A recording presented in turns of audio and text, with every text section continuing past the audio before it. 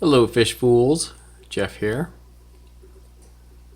So it's feeding time for my 30-gallon planted Livebearer community tank. So I just fed them some frozen bloodworms. That's what these guys are going after down here. I think they've gobbled most of it up already. And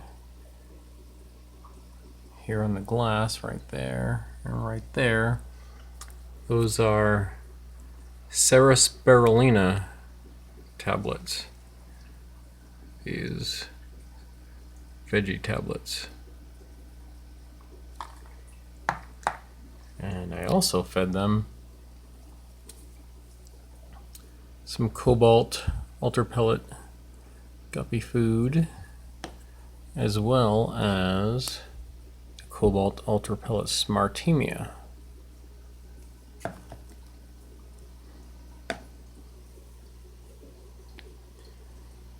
So today's choice of foods to feed them was just because I wanted to feed them some of the healthier foods. That's because some of them weren't really looking too healthy. So I just did a water change of over 50% of the water. And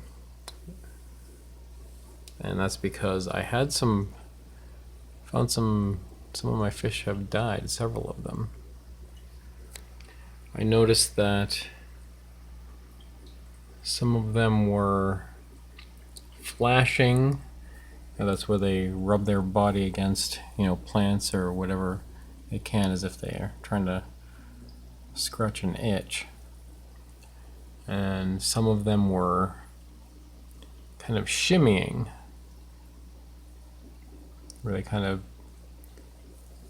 they're swimming still and they just kind of like shake their bodies. Like this one right here is still kind of doing it, but it's less noticeable when they're here trying to eat.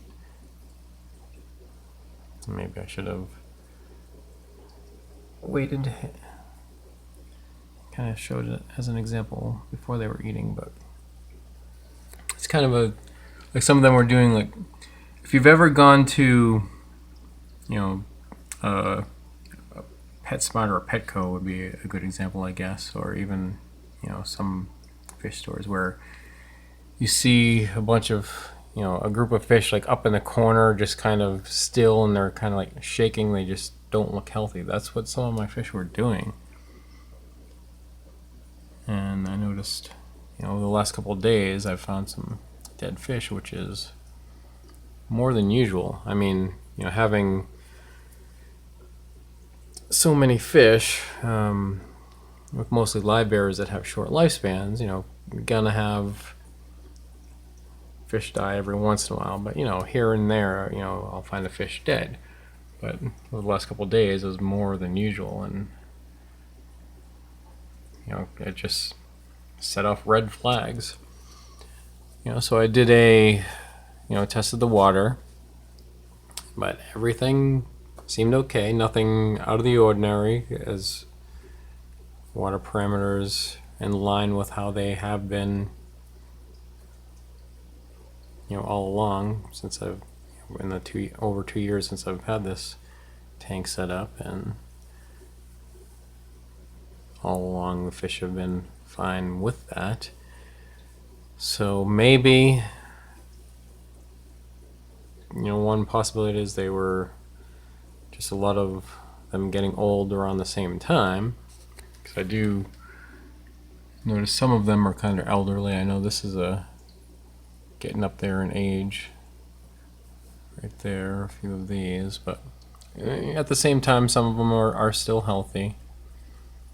I have two calico platies like that. One of them, the other one wasn't looking too good. Even that one that I just pointed at seems to have perked up. So when I did the water change, I also added some of this Kordon Ich Attach ick treatment. Not that any of them have ick or any noticeable diseases that I can recognize, but I kind of see this as just a immunity enhancer. I've actually, the one time that I did have ick, I used another Kordon product as a Kordon Prevent Ick as one of my quarantine meds, and I still got ick anyway. And then I started using this Ich Attach, which did not attack ick. It wasn't until I used Ich X that actually kills ick. But I just kind of see this as, you know, it's 100% natural. I kind of just see it as like a, you know, if we as humans take vitamins and eat fruits and vegetables and like vitamin C, we're gonna, you know, that's gonna help us stay healthier. So I kind of see this as that kind of thing. Contains 5% active ingredients, multiple natural herbals containing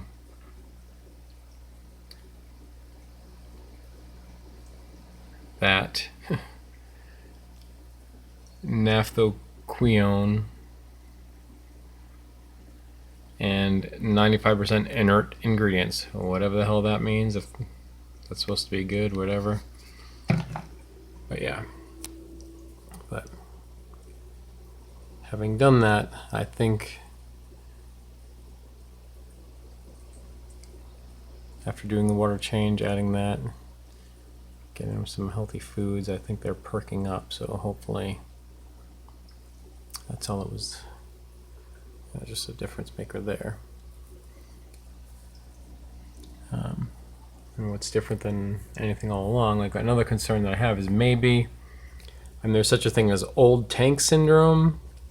I should look that up more. I mean, this tank is now, like I said, it's over 2 years old. Like one thing I'm thinking could be maybe gases affecting them, where, you know, gases can get built up in the substrate, and then if that released and caused fish to get sick, I don't know. But, you know, lately, but you know, I mean, it's not anything new either, but with all the duckweed and plants at the top covering all the surface, and maybe that affected them as far as like getting oxygen. I have the sponge filter over there, and I have, it's like a strip back there. It actually has lights on it. I don't use the lights, but a while back I bought a air strip that, you know, like I said, also has lights. But so there's some bubbles coming up there, and the Aquaclear 50 hang on the back filter. I was pushing water up to the top there. But yeah, but, you know, looking at it right here, everything looks good. And I mean, it was really just the platies that some of them weren't looking too good, but right now they look fine. Maybe just the ones that were sick were the ones that died, and there's one of the older ones. I think maybe that's the same one I just pointed out. But, you know, all the other fish, this one last Julie Corridor is still doing great. There's the Panagar over there. And all the shrimp are fine. The guppies and the guppy endlers are fine. The Siamese algae eater is fine. There's an Autocyclus over there, that's fine. The roseline shark, he's doing just fine. I did actually lose the male neon dwarf gourami, but that wasn't with this, you know, the last couple of days with losing the other fish as one of the female dwarf gouramis. It's still doing just fine. But yeah, so I lost that maybe a week or two ago, whenever that was. I did notice that my nerite snail died, this zebra nerite. I just moved it up here just, because the shell is cool looking anyway. But I found it, I noticed it in the back a little while ago, and I hadn't seen it for a while, and then I made a point to check to see if it was still there. It just stayed in the same spot for a while, and then when I did the water change and had my hands in the tank today, I did notice that it is dead. There's nothing in it, it's just a shell.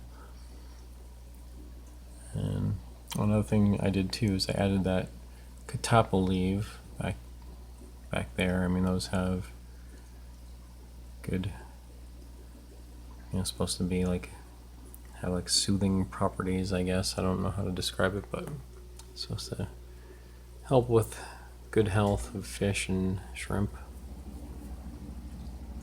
And yeah, so the blood worms, that's some healthy frozen food. These are spirulina, it's a healthy food, and these cobalt products, these have prebiotics and probiotics, so that should be help with the fish's health. But yeah, so that's what's going on with the 30-gallon planted Livebearer community tank.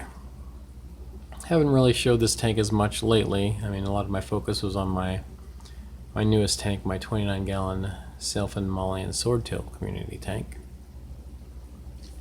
But yeah, alright, I think things are going to be alright here. A little bit of a scare, but now just seeing them, they're looking okay.